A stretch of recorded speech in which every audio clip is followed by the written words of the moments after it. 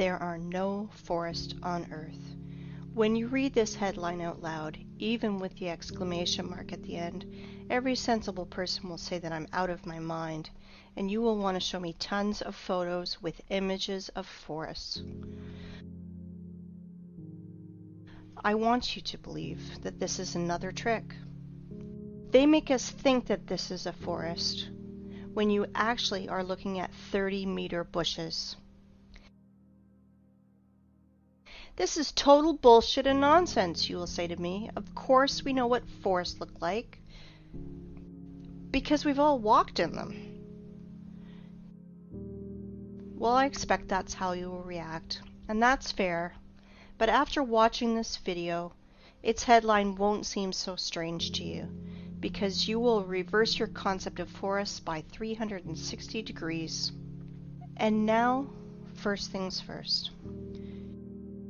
We will begin with a well-known picture. Children see 9 dolphins on it, but adults see 2 lovers. A huge difference, don't you think? Try to see dolphins on it and see how hard it is.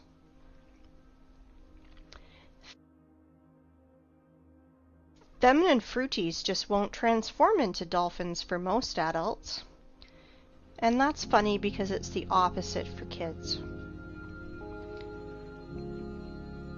There is only one picture, but we see it completely differently. What is more, children and adults can't exchange perceptions. Why is this the case? It is simple. Eyes see the way the Matrix ordered them to, but that's not the way the real world looks.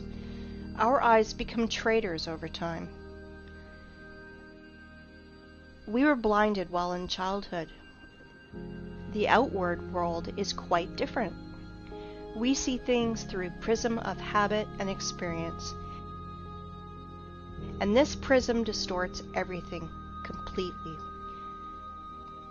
At 30 years of age, this prism works to protect your mind. And at 40, you could go crazy without this prism. Do you think I'm exaggerating? Look at this photo. I'm claiming that it is from a mesa that was formed from a magmatic melt from the Earth's depths about 200 million years ago. You think I'm out of my mind? Maybe you're out of your mind. You will understand soon.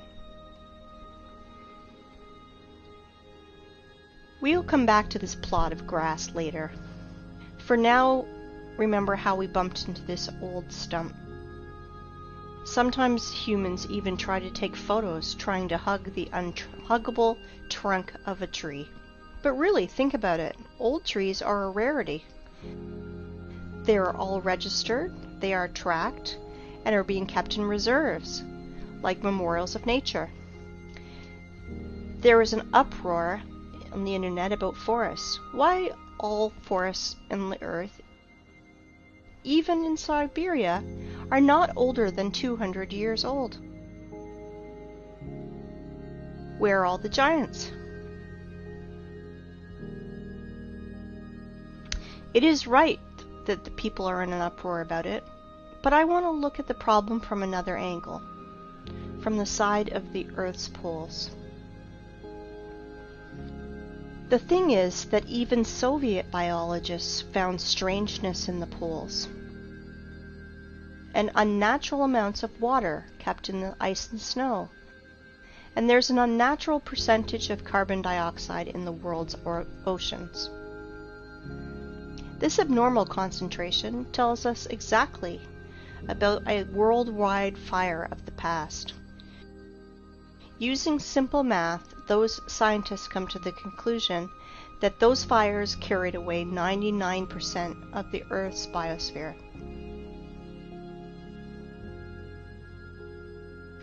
We all know that living cells consist of hydrogen and carbon, so the ice on the poles are made mostly from water, from burned organisms.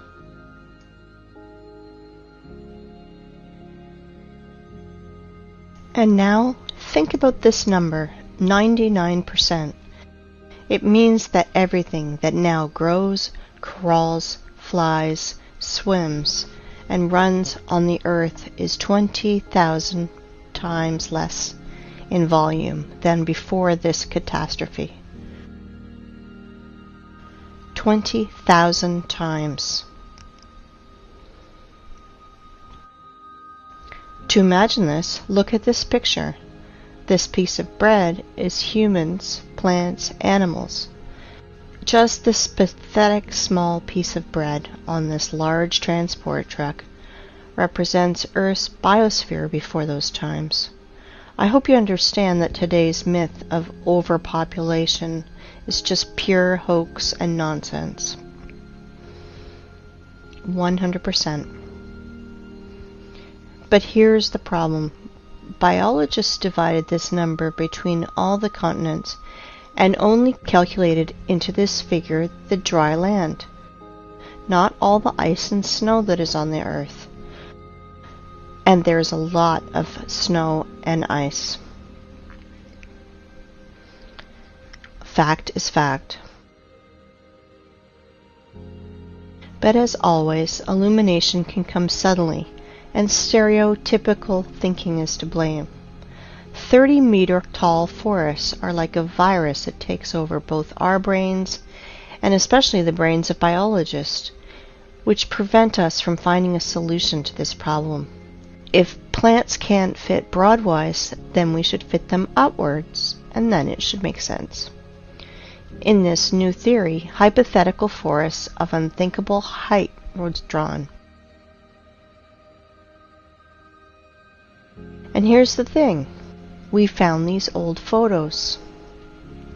This is the vandalous felling of the sequoias in the California redwood between 1880 and 1920.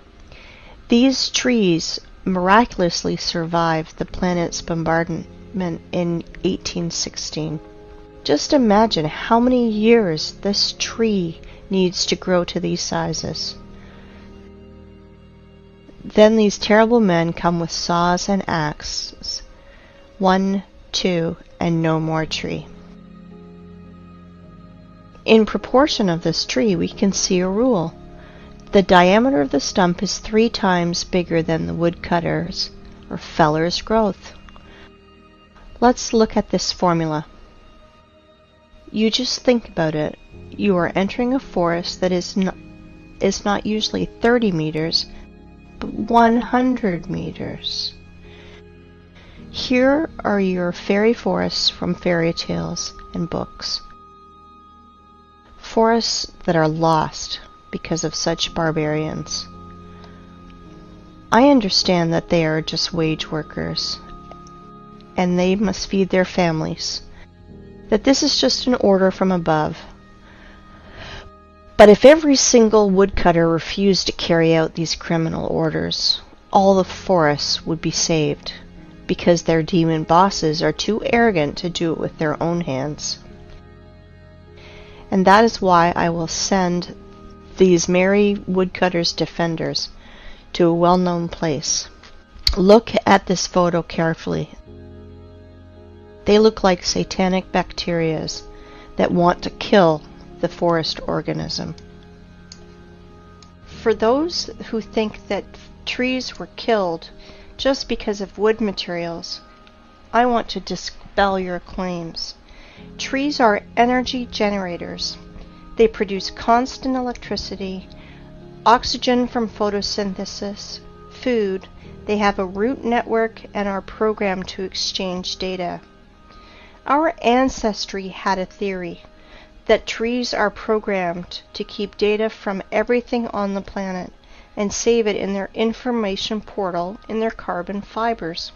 I do not know the reason, but some sequoias that these vandals left alive even put a fence around it and called it a wildlife sanctuary. Of course, park guides will tell you tales from the crypt. How in the stupid Zoic era, stupid sores scratched their booty on the old sequoias of California. Let's summarize everything. Remains of the giant trees of the past are found. and homeless ice and snow of the poles took their place in the mosaic. It seems like everything is clear, but it is not. Nothing is so simple. If we take myths and legends of all nations, you can find lots of stories about people, animals, and plants morphing into stone. This is normal because paleontologists all over the world dig petrified fossils of humans, animals, and plants. There are so many of them that old museums are overfilled with petrified fossils of clovers, frogs, lizards, pieces of dinosaurs, and so on. Frogs and clovers are fine, but what about the forests? Guys, where are the trees? Old sequoias of California do not fit here because they are made of carbon. It means they are not related to the Silicon era. Why do I know this? First off, they were cut and sawed by standard instruments. All axes and saws would break if they had to cut silicon. So where are the silicon trees, if those giants from carbon are not related to the Silicon era? Guess what? They were found. Guess where? In the same North America, in Arizona to be precise. Ah, this zone of the Aryans. There are so many things going on there. The giant quarry that is now called the Grand Canyon. Like one person under the nickname Wake Up Human said, it is an apogee of the cynicism to name Quarry Waste as a national park. It is not a national park. It is just a quarry. And think what the ancient Russian word's root kolo is doing in the opposite part of the world. And the root ra, I won't even mention. Here is the city of Aryans, from which left only the vortex that made Hooligan meteorite 50,000 years ago. That's how Wikipedia is telling us this total bullshit. Oh, and by the way, here are our silicon trees.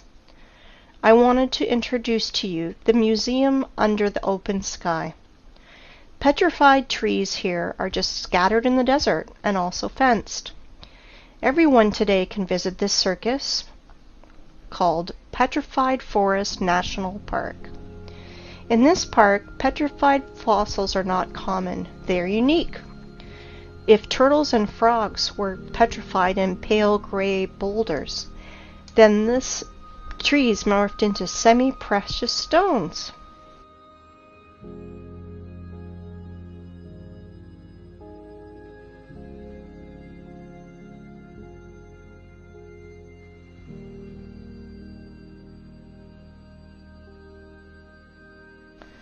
Beautiful stones, aren't they? It is time to take stock. All our forests are young and do not grow higher than 30 meters. Remains of fairy forests were found in the sequoias of California, and biologists put poles of ice and snow in its place. We found petrified fossils of the Silicon era and trees from precious gems. Now everything fits together, right? Or no? In a perfect world, everything fits. In our cursed hell, nothing fits. Since that time, when I was a kid and I saw petrified fossils on a TV show, I was tormented by that question. How is it possible for a frog to be morphed into a stone instead of rot like any organic body does? Let's see what Wikipedia tells us. Special rare conditions must be met in order for the fallen stem to be transformed into fossil wood or petrified wood. In general, the fallen plants get buried in an environment free of oxygen, which preserves the organic structure and general appearance. I understand this is dry British humor. If not, I will try to explain. You need some spontaneous disaster. For example, a volcanic eruption, tsunami, clay rain, which would quickly cover the frog and mammoth and make conserves from them, where bacteria won't decompose the corpse to the state of stinking manure. In other words, to make the body petrified, you need to cover or engulf the body and to compact it. According to so-called scientists, the tissue was organic, and then it magically turned into silicon. SiO2. Remember this formula. If you have ever buried your home pets, you can quickly run and dig them out. Your beloved pet is petrified, and you can put his statue on your table. Want to reproach me for such black humor? Redirect that to the official science community, which sells us such bullshit. A dead body has only two options. Dry up like an insect in a piece of amber, or the second option, just simply rot. Organic bodies will never turn into rubble. Never. This absurdity is invented to hide the truth. Magical morphing into stone is a little thing. Transforming wood into semi-precious stones, this is where the lies and ignorance become uncontrollable. Tell me how a stick of wood can become a semi-precious stone. You may have no answer, but I do, and we will discuss this later. For now, let's analyze what these gems show. I do not know about you, but I am confused by 3 points. First of all, according to the official story, these trees lost in an unequal battle against a neighbor volcano. Attention, 225 million years ago. But wait, there's more! This wood not only burned in hell's fire, not only rotted into the wet ground, against all the laws of physics, chemistry, and biology, just transmorphed into precious gems. David Copperfield is nervously smoking on the sideline. But this is not the end. Trees are not broken. Trees are sawn into even, accurate pieces. Well, I want to know the name of this brand of chainsaw that Aborigines use for this. I am joking, of course, but the conclusion is that this is not a museum, but stage theater. These trees were sawn and brought here by someone.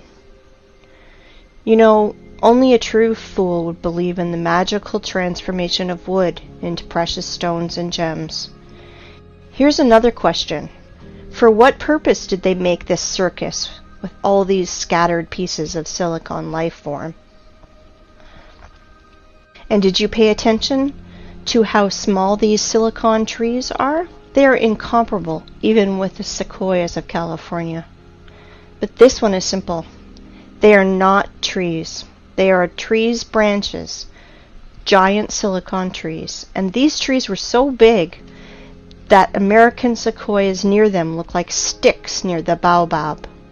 And while tourists are freaking out over these precious gems, no one is paying attention to the background, because everything is hidden in plain sight. To understand what I'm talking about, let's return to our favorite plot of grass. And I want to ask you, what do you see? A tree stump in the daisies? But I continue. This is mesa that was formed from the magnetic melt from the Earth's depths about 200 million years ago. Do not believe me? And now? Let me introduce to you, this is Devil's Tower, mesa, or so-called laccolith, that was formed from a magnetic melt from the Earth's depths about 200 million years ago. At least that's what Wikipedia tells us. And billions of people believe that this is mesa, laccolith, or a mountain. Really? Let's come closer to our tree stump. to look at his fantastically inexplicable columns. Let's look in the Wikipedia ones again. Igneous rock is formed through the cooling and solidification of magma or lava. Really?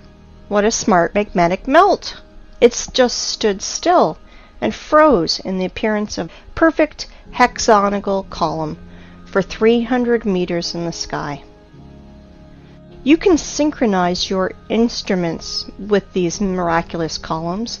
Were they squeezed out of cream injector, then tied in a bun like a broom, and then a big giant fan blew near to help the columns to curdle faster? Maybe the columns of Parthenon or Isaac's Cathedral were built in the same way. Gentlemen scientists, are you out of your mind writing this garbage? Humans, are you out of your mind believing this garbage? Claiming that this geometrical masterpiece appeared as the result of a lava fountain is the same bullshit as claiming that a racing car appears on the track because of an explosion at a Ferrari factory. Have you ever seen what a fountain of lava looks like? In those times, lava had artificial intelligence. Really? Comparative analysis. All columns are hexagonal. Why exactly hexagonal? Because the universe's masterpieces are built in this form. There are no snowflakes exactly the same, but all of them are in a perfect hexagonal shape. Bees, too, without the knowledge of mathematics, correctly identified that the regular hexagon has at least perimeter among all the other shapes of equal area, so you can fill the shape most efficiently. When bees build honeycombs, they instinctively try to make them as roomy as possible and spend as little wax as possible. Hexagonal shape is the most efficient, economical figure for building honeycomb. Blind sheep cannot understand that our universe is fractal. That is why there is no difference in what scale you study it, in the scale of a mountain or the scale of a tree that everyone has outside their window. And now let's open a botany textbook. Let's find the structure of any plant and let's compare it with our giant stump. We won't go deep into this. We only want facts that fall into our hands from the stump's photos. So it will be useless to try to argue against those facts. I want to introduce you to the cross-section of a stem of flax. Well, gentlemen biologists, are you noticing anything? No? Look, it seems like honeycombs in the middle. Wowzers, and they are all hexagonal. Well, what a coincidence. If we remove skin around this flax, our stump skin is the same. Let's look at the small rocks around it, and guess what? Flax looks exactly like our stump from the bird's eye. They look identical. Exactly. The stump's fibers, like the fibers of the flax, has a hexagonal shape that is strictly preserved. It is geometrical the entire length of the stem, and that is as much as 384 meters. I want you to pay attention. The stump's fibers are even stricter in their proportion, as we learn from the botany textbooks. They are no different for the whole length, but are relative to each other. It is a branch of armature hexagonal cross-section after leaving the metal rolling mill. The fibers are not attached to each other, since they freely exfoliate and fall as the stone erosion goes. Each fiber out of our stump is covered with a thin skin, exactly like fascia, a thin sheath of fibrous tissue enclosing a muscle or other organ. As you see, petrified skin contacting winds and moisture is cracking, exfoliating, and showering, and this is direct evidence that the fibers of the stump consist of at least two components placed inside each other. Fibers do not go into the ground vertically. They gradually bend to transform into the root system like every tree does. As you can see, the official story of spontaneous and accidental solidification of lava is 100% bullshit and falling apart quickly. In 1977, Hollywood made a film called Close Encounters of the Third Kind, with Devil's Tower playing the main role, where we were told 100 times that this is a mountain where we can meet aliens, but this garbage is suitable for fools only. But where were your eyes, gentlemen? Hey, biologists, geologists, paleontologists, are you here? Do you study the world in a welder mask? And now, let's find out the height of the tree, which was a stump one day. Let's use the formula that I mentioned earlier. The diameter of our stump is 300 meters at the base.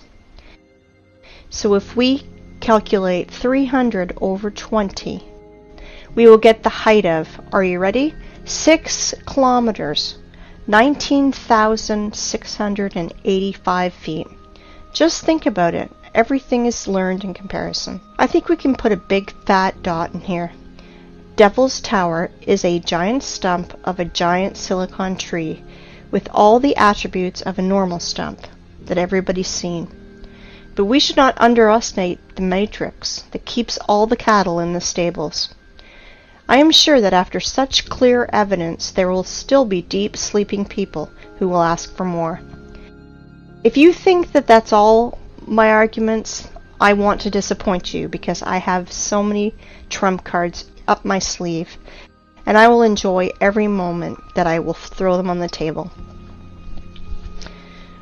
Well, we figured out everything about this stump. Let's move to another one. Yes? And you thought that this was the only one? You just need to remove your blinkers and you will see so much. Let me introduce to you Giant's Causeway in Ireland. Notice something familiar? Take a closer look. Again, hexagonal columns. Wow. If you did not notice the similarity to the Devil's Tower's fibers, you must be 100% blind. This is the same giant stump, but now it did not come out of the ground. This tree grew right on the sea's shore. The Giant's Causeway consists of almost 40,000 columns of such geometrical proportions that all the bees in the world would be jealous. Of course, all nerds declared it to be a national nature reserve. Like I mentioned before, as one person named Wake Up Human said, it is an apogee of the cynicism to name quarry waste as a national park. In which connection is quarry waste here? I will say later, but guess what the official science bleats about this Irish stump? Giant's Causeway is an area of about 40,000 interlocking basalt columns that result of an ancient volcanic eruption. Volcanic eruption! Please tell me how to stay calm and not erupt in a fountain of swear words in the direction of this science society. It is hard, very hard, but I will try because our enemies only want us to do it. I have only 2 questions. First of all, how many years was C.C. Campbell in a coma? And second, why do bees' honeycombs not declared as a result of an ancient volcanic eruption? Because they are not distinguishable at all. It's no less strange why street sidewalk tiles are not declared as a result of an ancient volcanic eruption. Show me a single difference, nerds. And now I'd like you to come back to our old method and compare Giant's Causeway, but this time with real lava. I want you to remind you how lava erupts and flows. and this is how it congeals. And now let's compare Devil's Tower.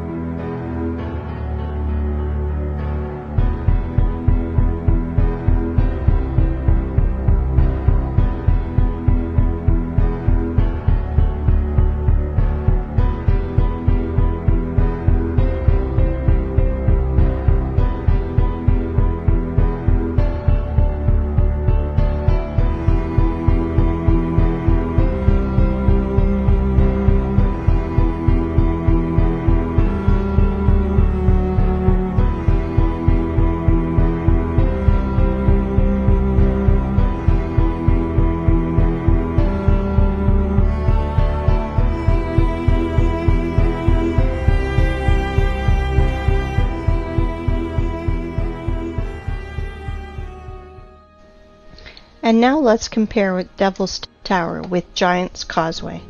Oh, sorry for my French. I mean, let's compare Silicon Stump with Silicon Stump. Somebody still believes in the lava fountain? If I didn't know about giant silicon trees, I'd rather believe in a giant cream injector and a fan, but not in volcano garbage.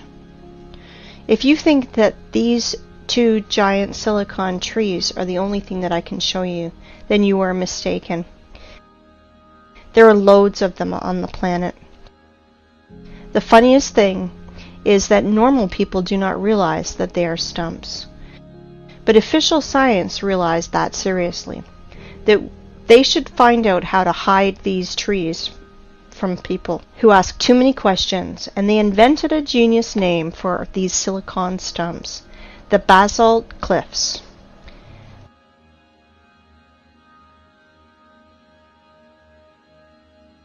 I want you to pay attention to these two pictures where fibers hang from the ceiling. How can volcanic version explain that? Lava was dripping, but its drops did not fall to the ground. The drops stuck by their hexagonal honeycombs to the major neighbor drops, which somehow reached the ground. Look at this picture.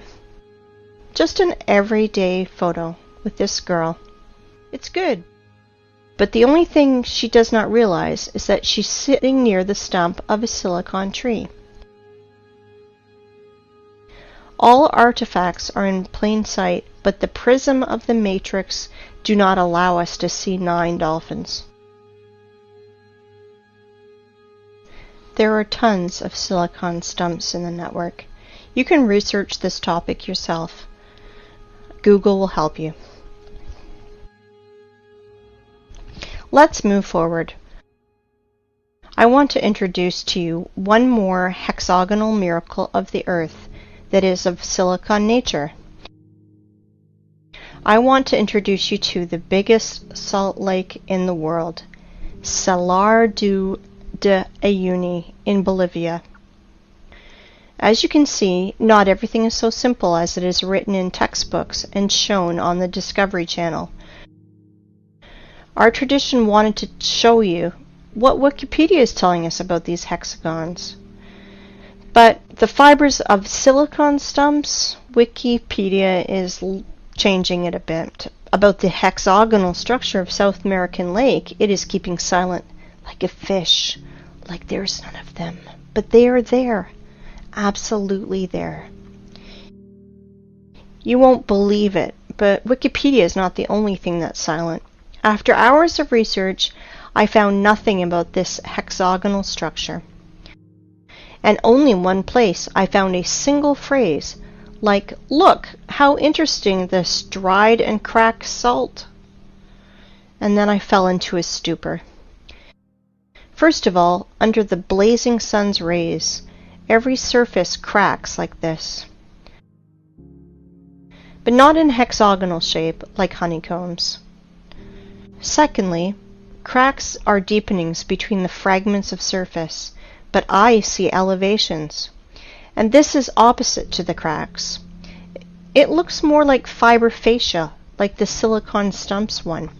And the third thing, why is all the salt surface in exactly a hexagonal shape? If the official story is not a sensible explanation, let me tell you my opinion. As Wake Up Human says, there are no salt lakes, just sludge settling tanks.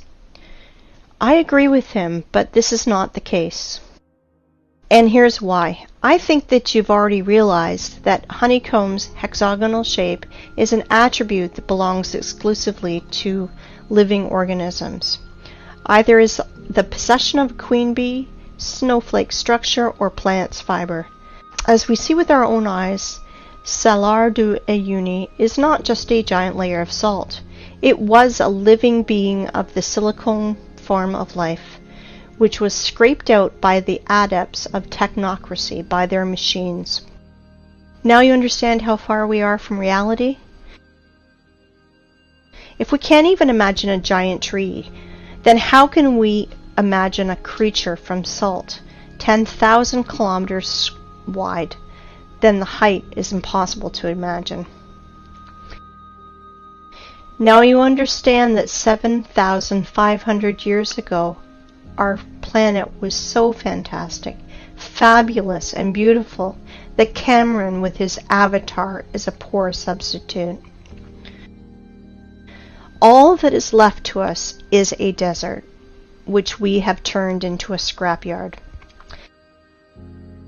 And what I mean by saying scraped out by their machines, well, to be short, while our society was sleeping in this matrix, working 9 to 5 hours a day, doing useless things, dreaming useless dreams, our planet was literally being scraped out, and they are scraping it out now with their giant graders and machines.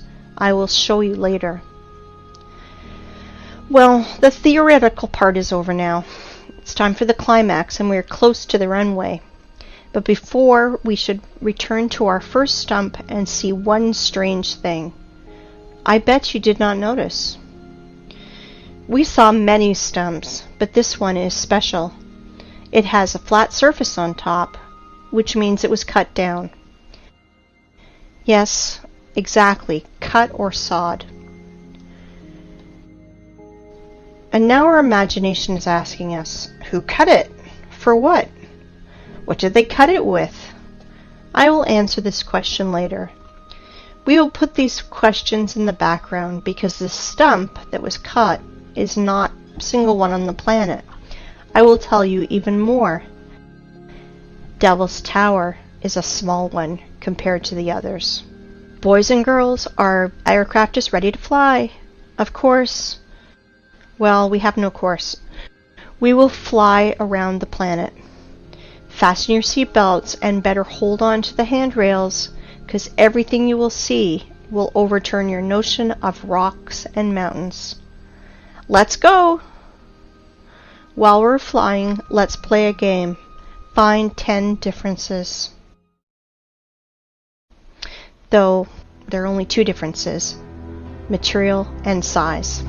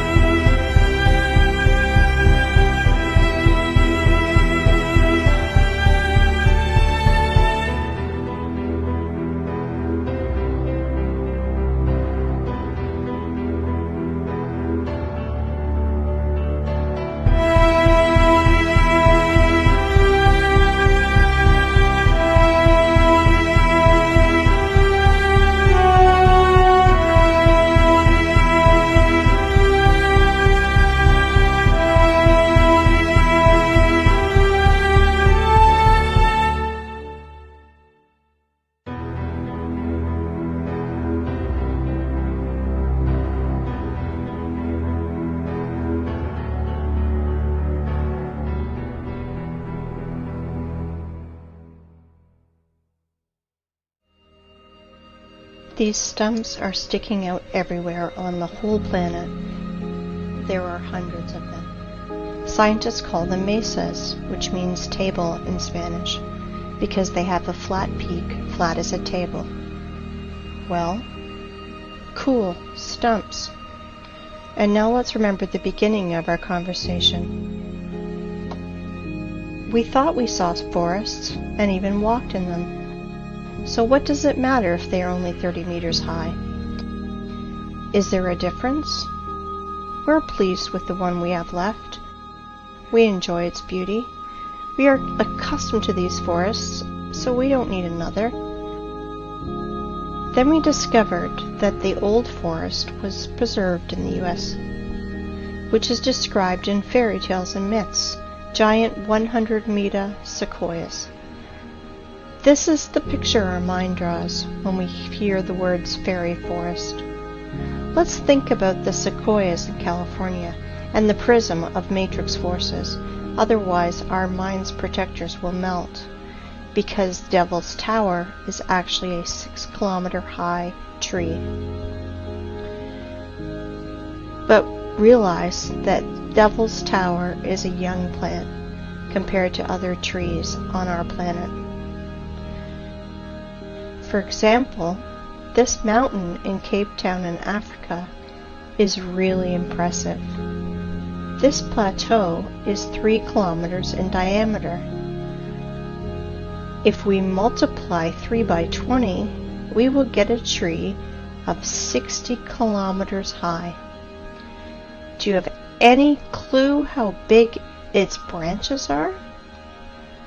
On one of the branches you could easily place a huge residential area with all the shopping malls, schools, and parks. Just imagine how huge it is. Of course, your mind will never see that this mountain in Africa is really a tree that is 10 times higher than the Devil Tower tree, 60 kilometers higher. But guess what? That's not the limit. In the work of Russian scientist and poet Alexander Sergeyevich Pushkin, we can read about giant fairy oaks that was on the Bayan Island near Lokomori, and we now believe has been killed by our government. That oak was supposed to be the center of the earth and was some 100 kilometers high. Not sure how high, but for sure higher than the Cape Town one. This oak was the biggest plant on Earth. Remember in the beginning I mentioned our prism of the mind that helps to preserve it but distorts reality? Ask any person to show you trees on the right photo, and he will immediately put his finger on the green on the ground. Without noticing that it's only pathetic bushes, it looks more like moss in comparison to this size. But definitely not a forest. Now you understand why we can't find 9 dolphins? But do not dwell on fish and stumps. Once again, I urge you to think in planetary sizes. If instead of dolphins and stumps, we see lovers and mountains, imagine what is hidden from us with a curtain. That is why the apocalypse is translated as curtain opening. Do you understand now why I mentioned this matrix prism in the beginning? Through which we are looking, and it turned out that we see nothing. The real world is different. I can call today's state of society a real dream, and the sad part is it is not figurative. You know, in the Russian language, the word tree is spelled D-E-R-E-V-O, de-re-vo. The word ancient tree is spelled D-re-vo, and the word ancient trees is spelled drevnost.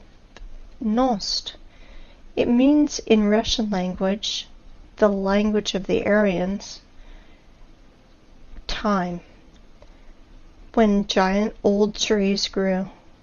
Interesting, isn't it? Well, let's put all that in our pocket and continue our flight. I think you will ask me, and maybe it's time to ask questions. Who cut down this forest? Why did they cut it? What did they use it for? No, it is too early to ask that. We know that the whole face of the planet was covered by giant vegetation. So we can ask ourselves, where did all the other forests go? The thing is that this so-called mesa are just single ones, because only the best were chosen for cutting. Whole other forests up the planet were laid down by blast waves. We reviewed only stumps with flat peaks. Does anyone remember how not cut but actually broken trees look like? I will remind you. Understand my hint? Let's play the game again. Find 10 differences.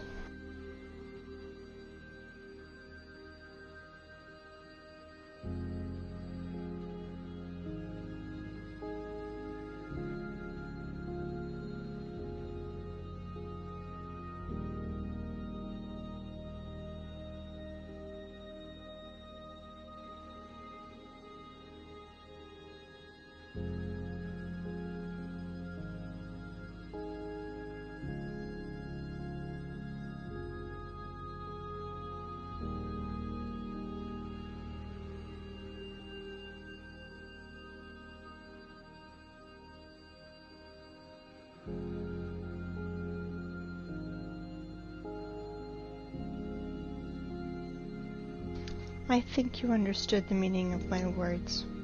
So I want you to look at the highest stumps of our planet. They were mined like a quarry and were broke by blasts.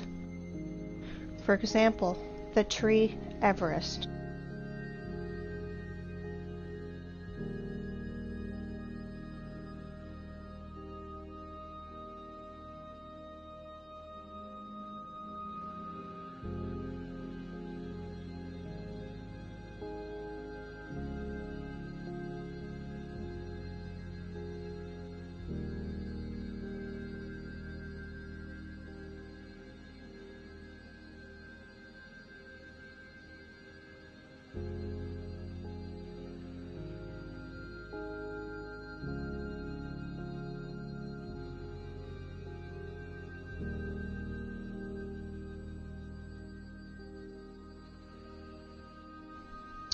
Have you already guessed?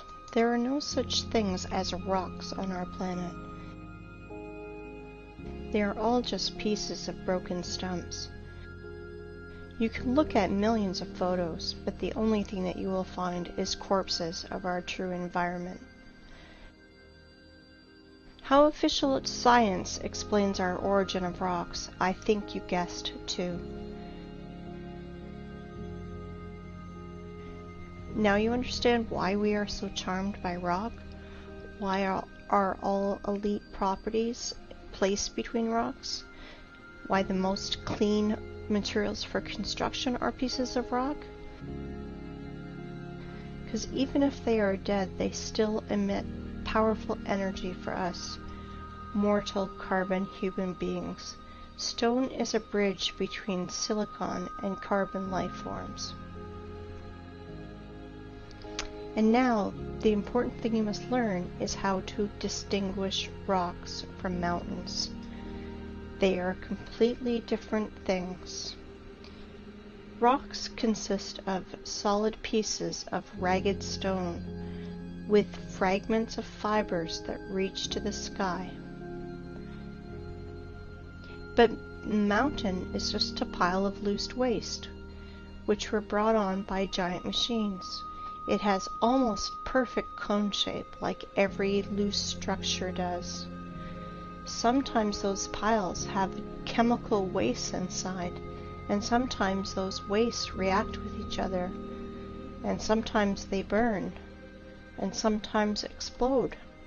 And then nerds in white coats scream that they invented a new volcano, and will immediately tell you stories from the crypt.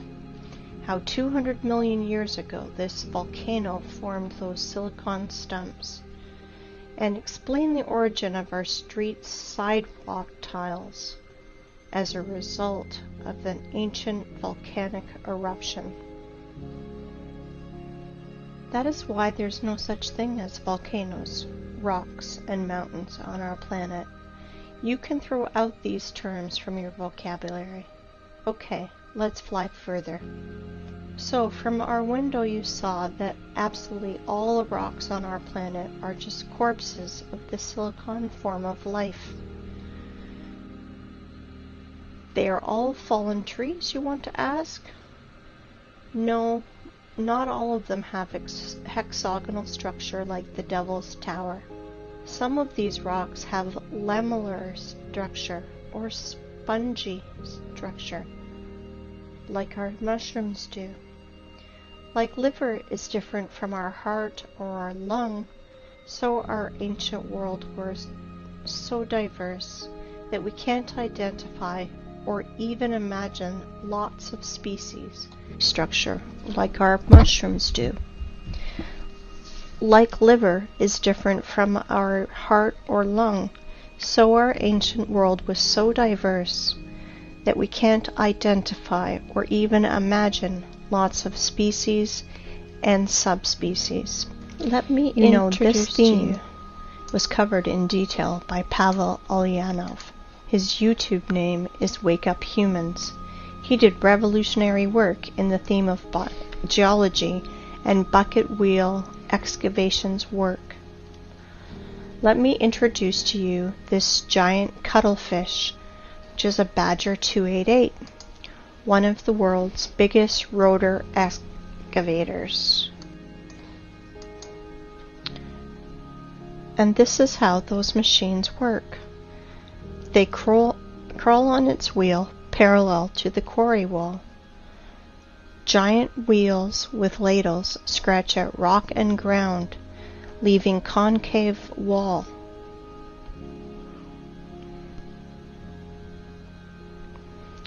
Geologists must be hypnotized in schools while they are students, because why else would they call quarry waste miracle of nature? Like, for example, this cliff in Australia. Want to laugh? If you do not believe in the idiocy of this last stage, just Google wave rock and check the official explanation. 100% unbelievable how people buy into this. Some people will ask which stone was part of the living plant and which not. I want to tell you that at least 7,500 years ago there were no such things as stones. Everything you find now was part of our ecosystem. But then people said they want to be gods themselves, and they screwed everything up.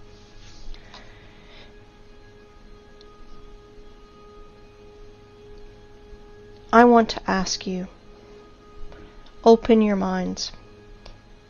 They live, we sleep. But they not only live, they're also killing our planet. They are doing it right now while you're watching this. Wake up, humans. You must review all the instruction they gave you in elementary school, middle school, high school, history, geography, geology. Open your mind. I want you to look at these photos. Today we have lots of artifacts which we can't repeat because of certain conditions as the lack of technology, lack of equipment, or specialists, and which are evidence that our civilization is 200 years ago, and before that compared to us was way more developed, and today's society are just kids in the sandbox. Here are some examples. Bubbleovo Bath, 1784 to 1820. Here is what this man that was near it tells us. Sorry for my language, but they are telling us absolute bullshit. That somehow the master made it for 7 years and polished it every day like Papa Carlo. Absolute bullshit. With all my responsibility as a lathe man of 5th level, I declare that this is machine precision. Concave and convex surfaces of this bath, strictly precise, circle on the whole diameter, very accurate spherical surface in the lower part of the bath. Inside the bath on the bottom, the same super accurate concavity of the whole diameter. This product is impossible to do manually, especially to polish. I have the impression that it only yesterday got out of the machine. And the polish is like from Isaac's castle columns. It's impossible to do without high-class and high-speed polishing and grinding instruments. Next one, Alexandrian column, 1834. Weight is 600 tons, 27 meters high, granite. Impossible to do manually without turning this on a lathe machine. This column has the shape of entasis. It's simply impossible to do manually. Third, Peru Ollantaytambo. Polygonal docking of blocks. Weight is 40 to 120 tons.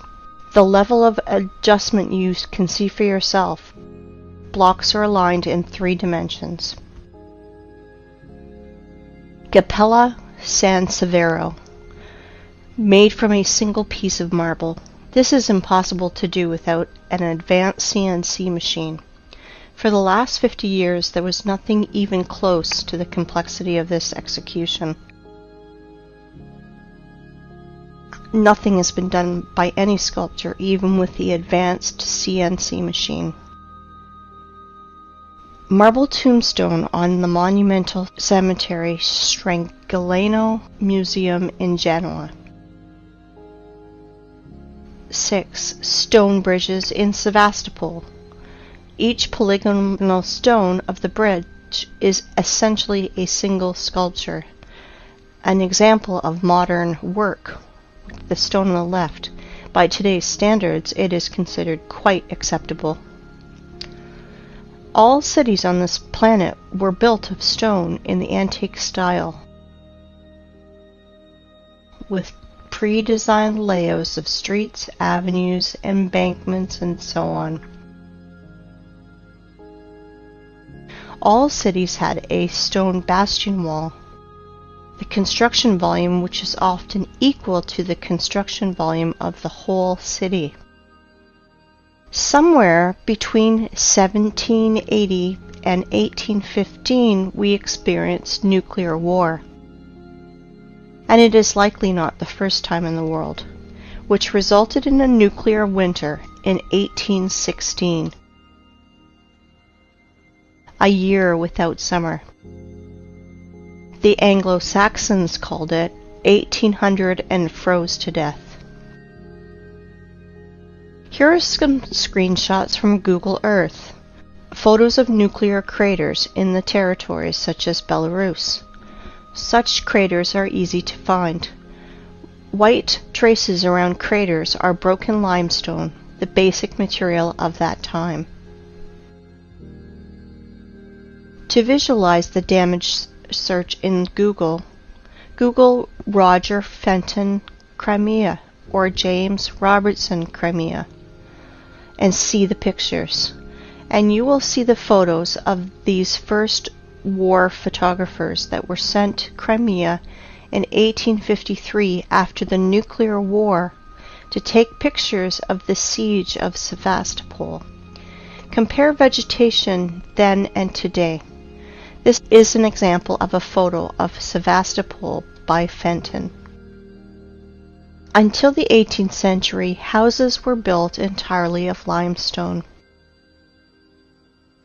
for cutting were used advanced machines to make perfect parallelepipeds. Here are some photos of a house in Crimea. All houses in all cities of old USSR are covered in clay for 3 or 4 meters. All houses that are deep in the ground for 3 to 4 meters and have such good quality. It takes 200 years, and during the Soviet era, such masonry of limestone is considered to be very good. This is Eski Kurmen. Illiterate guides will tell you that this is one of the cave cities of Crimea where people lived. And when I asked about this track, I was told that this track was done by cartwheels of local nobility. And this is another so-called cave city of Crimea. And this is a modern quarry where limestone is mined. This photo is made before the revolution of 1917. You can see that from the limestone is accurately cut segments, the bottom of which runs the railway and where a house stands. And now a very important photo of Inkerman Quarry, the name Champani, made in 1890. You can clearly see cut passageways through the hill, 100 meters in width and 80 meters high. Under the vertical wall we can see small pieces of limestone and limestone crumb that fell off because of working saw machining.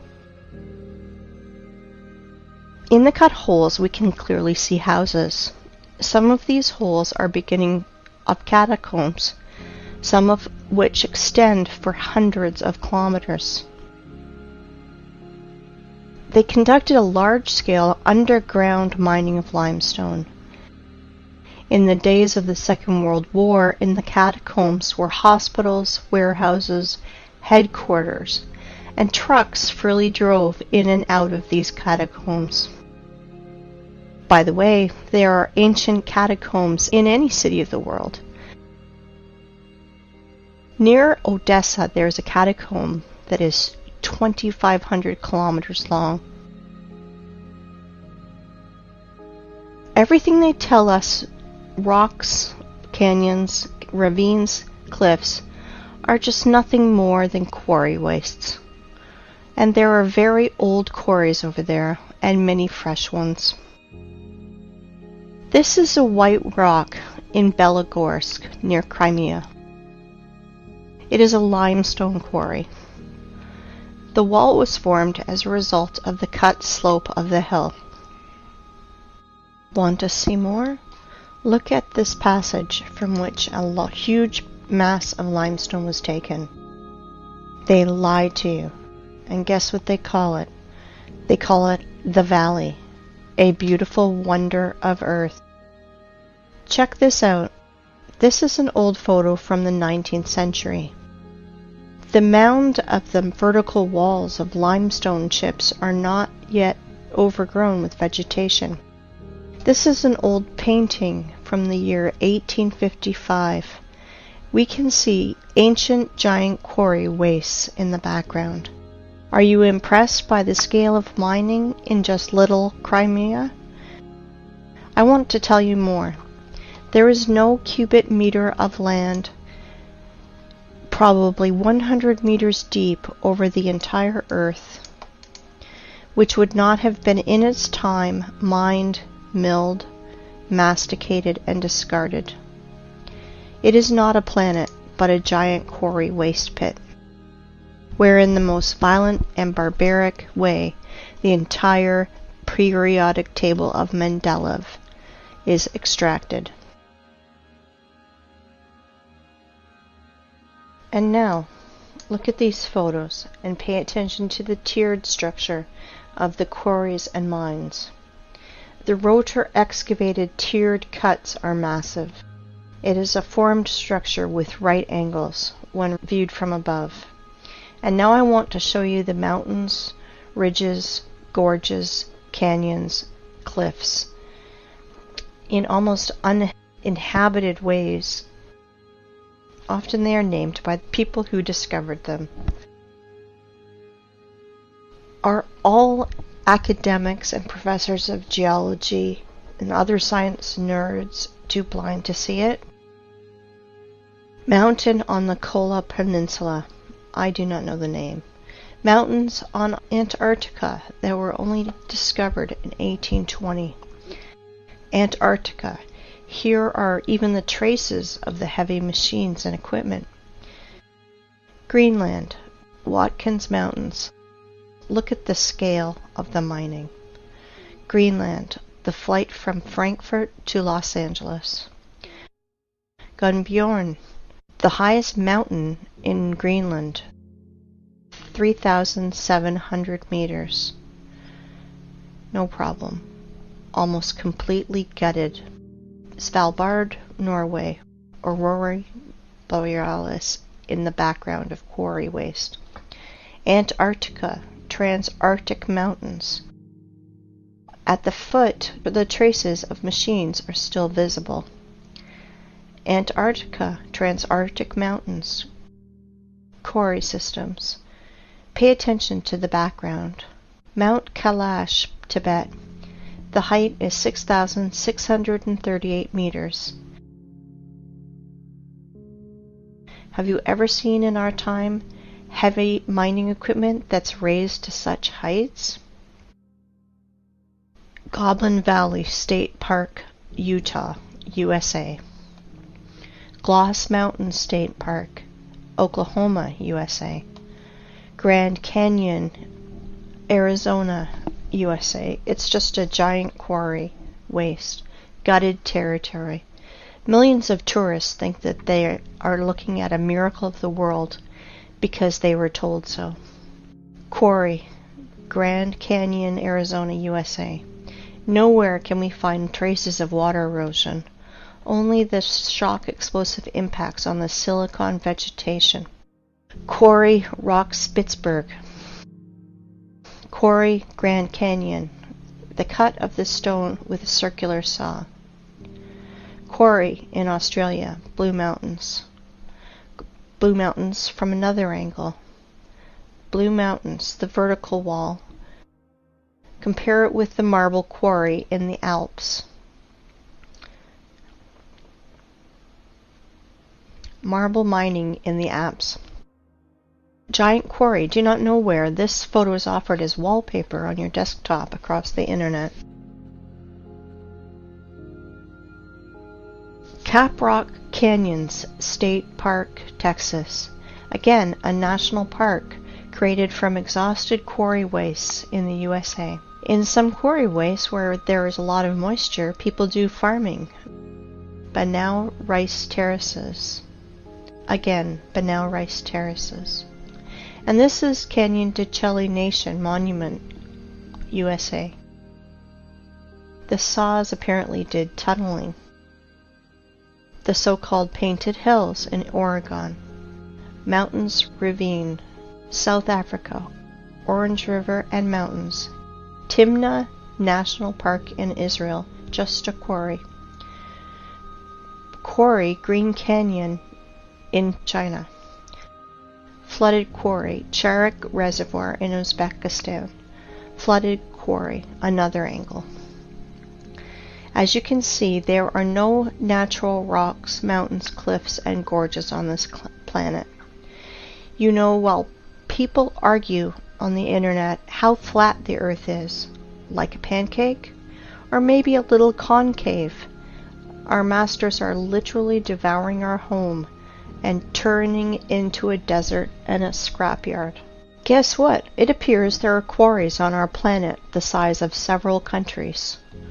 For example, in Tajikistan, Afghanistan, Uzbekistan, Turkmenistan, Kazakhstan, and Iran, there is almost no soil in these parts of the country, because a 100-meter layer of soil and all living things on it was removed.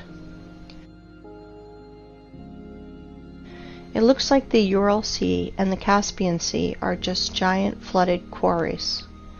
Yes, yes, all areas in the world that is painted yellow on Google Maps are the bottom of quarry wastes. Uzgurt Plateau. In the middle of the picture is a group of cars. If you fill this quarry with a layer of water 1,500 meters high, you will get an analogy of the Sea of Azov. And this is the Sea of Azov, flooded old quarry. The bottom is as smooth as a table on which rotor excavators rolled. The maximum depth is 15 meters. Perhaps thorium was mined here. The edge of the Karakum Desert, the area of which is 350,000 kilometers squared. The impression is that planetary reapers worked here. In reality, Kori, for the rest of the population, Canyon Yangakala, the wonder of the world, in Turkmenistan.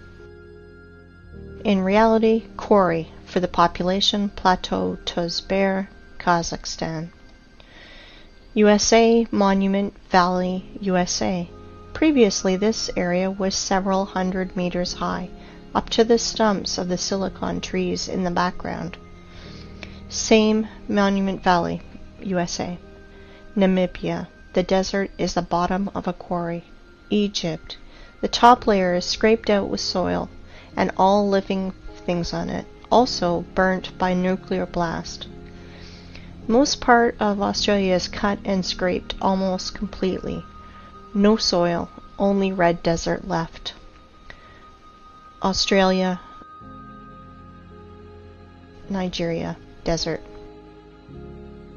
The conclusion is deserts are 100% artificial. They emerged as a result of long-term mining activities. Even more, you can easily safely replace the words canyons, gorges, rocks, ravines, plateaus, mountain lake, and just simple lake in your vocabulary to the words quarry, mine, flooded quarry, flooded mine.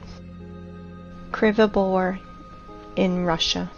Krivobor in a different angle. In the middle of this island, overgrown with bushes, stood a rotary excavator.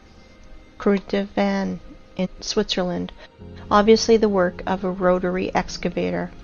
Siberia, Annabari Quarry.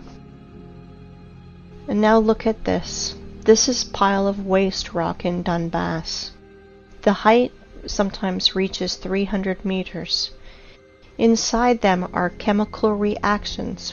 They burn, and sometimes they even explode when they accumulate excess pressure, and more. Let me introduce to you this pile of waste called Vesuvius in Italy. 1,281 meters high. But science nerds will tell you that this is a volcano because it is burning, even once it exploded. What a story! How people buy into it is beyond me. And now let's look at the biggest pile of waste, called terracons or volcanoes.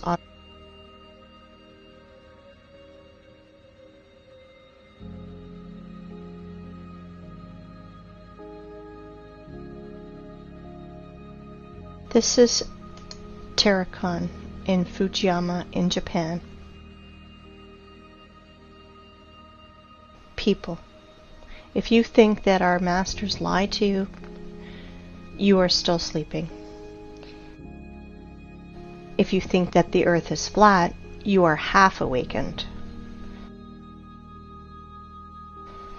We are on a desert and a giant quarry that we are turning into a scrapyard. Since we can trust no one, maybe it's time we think for ourselves. Really think about what you've been told your whole life and question everything.